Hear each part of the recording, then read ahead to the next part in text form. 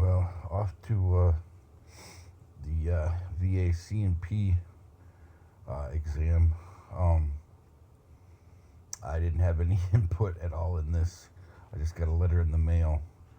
Um, but they apparently they have a record problem. And I'm trying to get my MRG or my EMG, but they're saying it's uploaded into my master, my health vet slash VA.gov file, but I haven't seen it. I don't see it there. They're lying, I think. Um, and I had a problem with the other company, with the fiasco with them. They were getting records from the VA. And I was actually told, this is in another video, I was told some records I have to come in and sign for. It's not true at all. Everything that's, no, get ready. Everything that's connected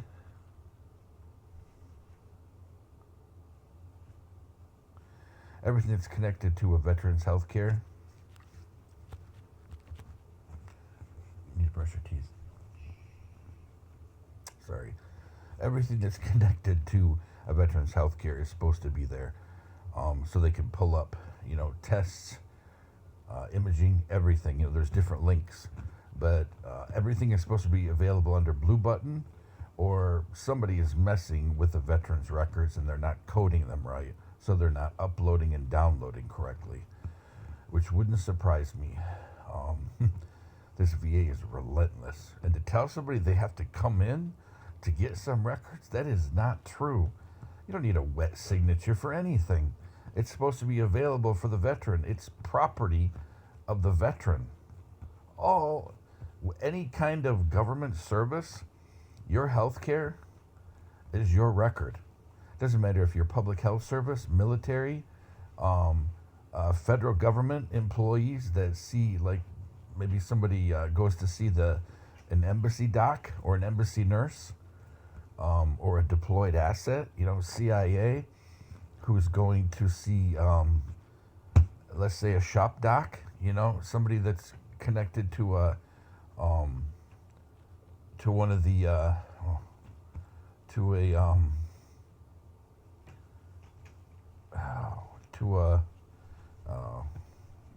brain fart, to somebody connected to a station. Thank you. Somebody connected to a particular station, if they have medical staff, a large station may have medical staff. And like I said before, a lot of embassies have at least some medical staff, definitely on the military side. But those records, they're property of the government as well as the person. And you don't have to do anything special for VA healthcare. It's supposed to be available for your download. But some VAs, you need to get ready. Some VAs will put roadblocks or say you got to request this and that on a CD-ROM, which is a 20-day waiting period. That's not true. Everything is supposed to be uploaded.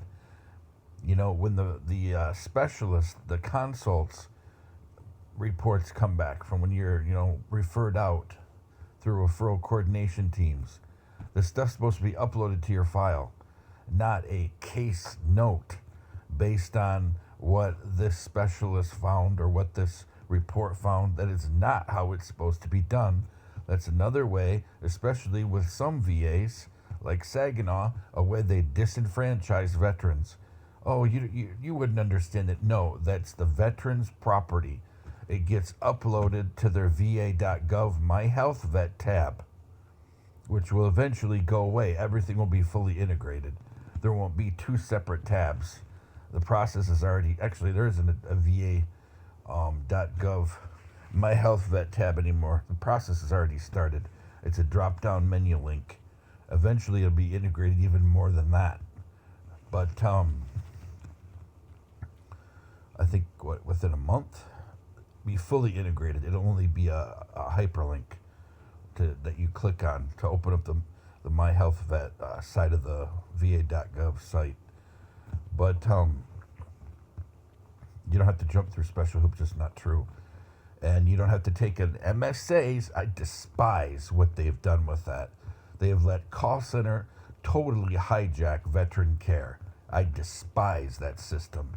It was started in 2013 was when the whole project was started.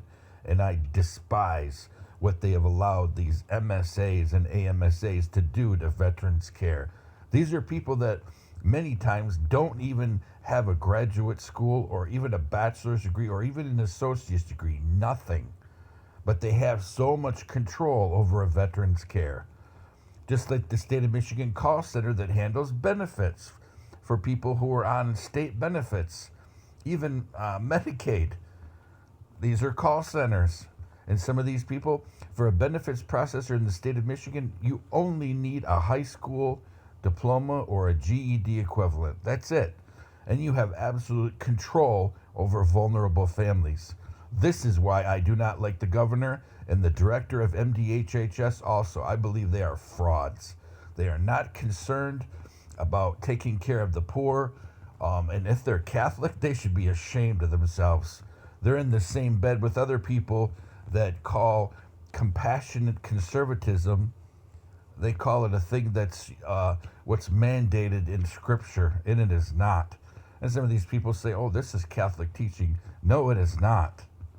Catholic teaching is no strings, no interference, no obstacles for caring for vulnerable populations. Catholic teaching doesn't stop at the poor. It addresses all vulnerable people, which is especially hypocritical that people target our church in lieu of the Me Too movement when we're not the biggest problem.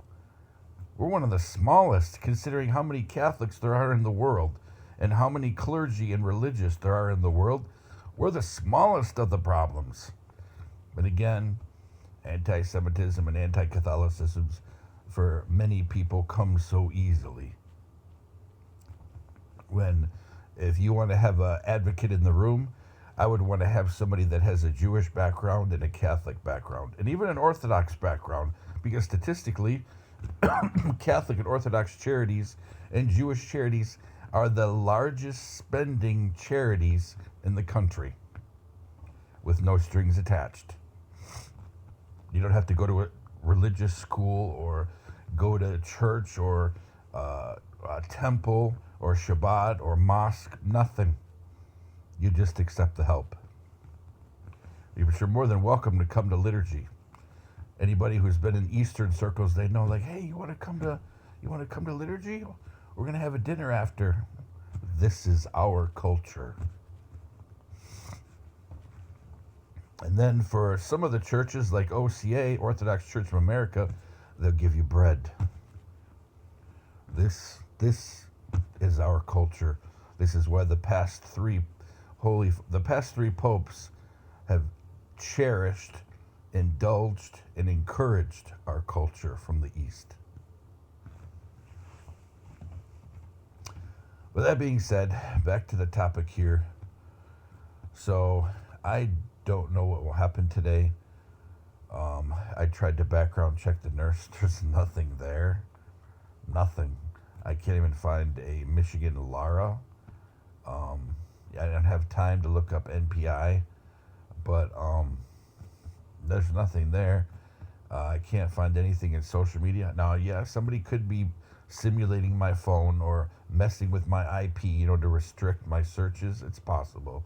It's not the first time. They toy with us as much as they can, and they laugh about it. And then all kinds of people with power protect them. But I can't find anything. And like I said, I had absolutely no input in this whatsoever. And yeah, I don't know. You never know who's faking what when it comes to our targeting. And people say, oh, you think the world's against you? No. But some people obviously are. And they know what they're doing. It's not the first time I've had a phone call from a doctor or a nurse or a letter, and find out it's fake. The VA have copies of that stuff, the VA police. They've never acted on it.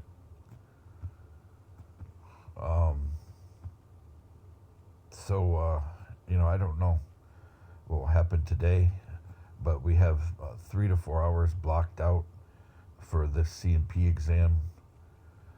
I'm so tired of being targeted, and I'm tired of hearing other veteran stories. That nobody does anything. I'm disgusted with the Republican and with the Democrat agenda and with, political bigwigs in the state of Michigan. I'm disgusted because they all play a game with our lives.